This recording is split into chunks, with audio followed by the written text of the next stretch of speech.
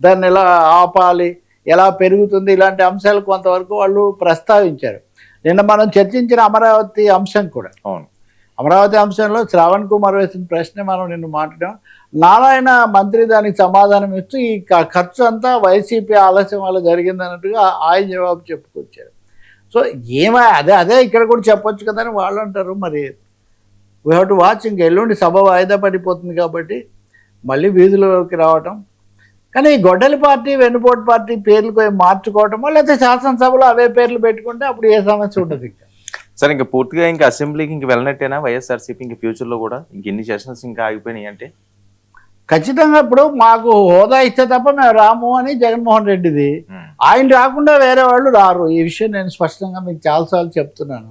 హోదా రాకపోతే ఆయన రారు, తను రాకుండా వేరే వాళ్ళు వెళ్ళి చర్చించడం అన్నదాన్ని ఆయన పెద్దగా ఇష్టపడరు. ఎందుకంటే వాళ్ళకి డైరెక్షన్, దిశానిర్దేశం అన్నీ చాలా సరిగ్గా ఉండాలి అని. కౌన్సిల్లో కూడా ఇంకా పదునుగా మాట్లాడాలి, ఇంకా గట్టిగా చేయాలి, అసలే స్తంభింప చేయాలన్న స్థాయిలో ఆయన ఆలోచనలు. కౌన్సిల్లే మేము చేసుకుంటాము అని చెప్పేశారు కదా. ఆయన మీడియాతో మాట్లాడతాను సైమల్టేనియస్గా అన్నారు, కానీ ఈరోజు మటుకు ఆ పని చేయలేదు.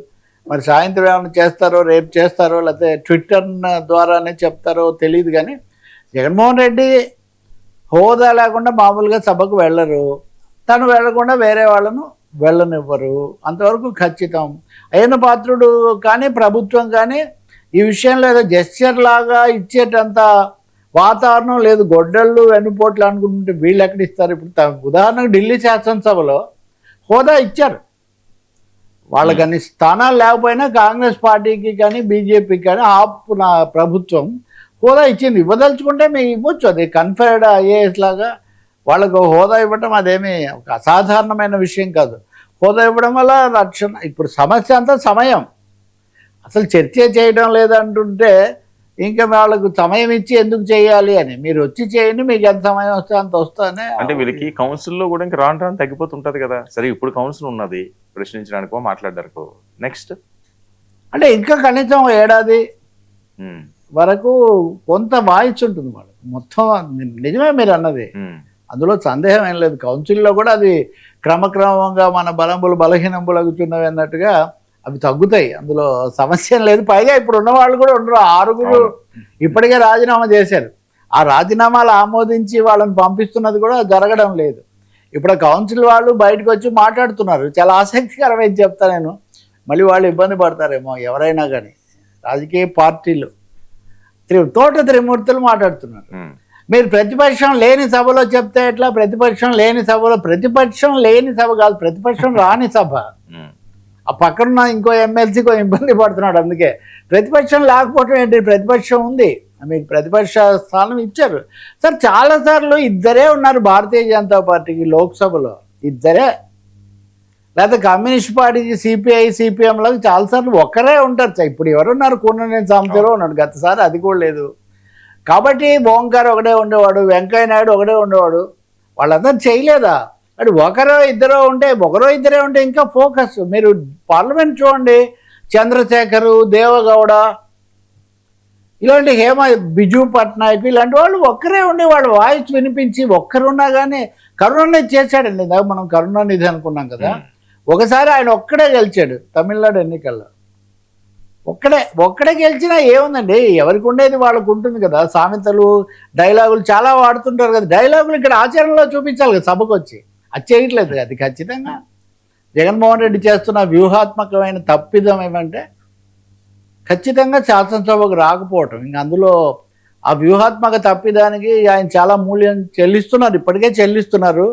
ఆయన సభకు కనుక వస్తే ఎంత ఫోకస్ లభిస్తుంది, లేదా ఎంత దాని మీద దృష్టి ఉంటుంది, లేదా ఎంత రభస జరుగుతుంది, ఇవన్నీ అవి వస్తే తెలుస్తుంది. కానీ ఆయన హోదా లేకుండా రాను అన్నట్టుగా పెట్టుకున్నారు. ఆయన హోదా అనేది కేవలం సంఖ్యలో కాదు, మన సమర్థతలో, మన వాదనల్లో, మన అంశాలు లేవనెత్తడంలో ఉంటుంది. మరి ఇది బాగుందా? ముఖ్యమంత్రిగా ఉన్నప్పుడు ఒక్కసారి కూడా మీడియాతో మాట్లాడకుండా ఇప్పుడేమో రోజు నేను మీడియాని పిలుస్తానంటే ఇది బాగుందా?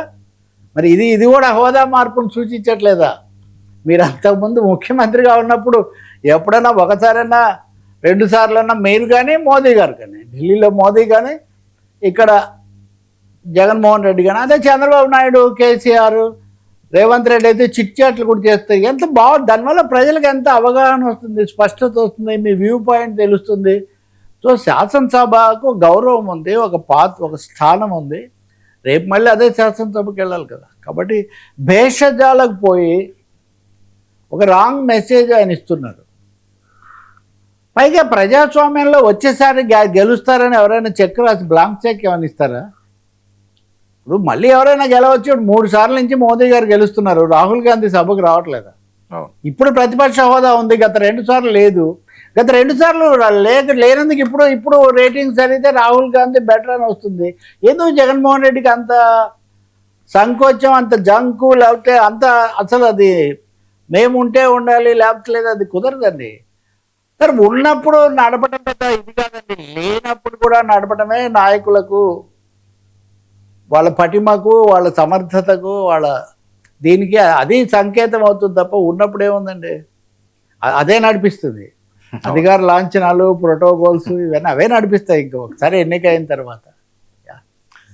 సార్ మరొక అంశం, సీఎం కేసుల చట్టాలు. చంద్రబాబు నాయుడు గారు, రేవంత్పై ఉన్న కేసుల అంశాలు, జగన్మోహన్ రెడ్డి గారి మీద కూడా ఆ కేసులు రచ్చ కొనసాగుతూనే ఉంది. అంటే ప్రజాప్రతినిధుల కేసులు వీటి గురించి సుప్రీంకోర్టు ముందు గతం నుంచి ఉంది. దీనికోసం వాళ్ళు ఇది పెడతారు కదా, అమికస్ క్యూరీ అని, తమకు కోర్టుకు సహాయపడటం కోసం ఆయన విజయ్ హన్సారీ అనే ఆయన సుప్రీంకోర్టుకు సమర్పించాడు. ఈరోజు 14 రాష్ట్రాల, అంటే ప్రస్తుత ముఖ్యమంత్రులు, మాజీలు సరే, ప్రస్తుత ముఖ్యమంత్రులు 14 మంది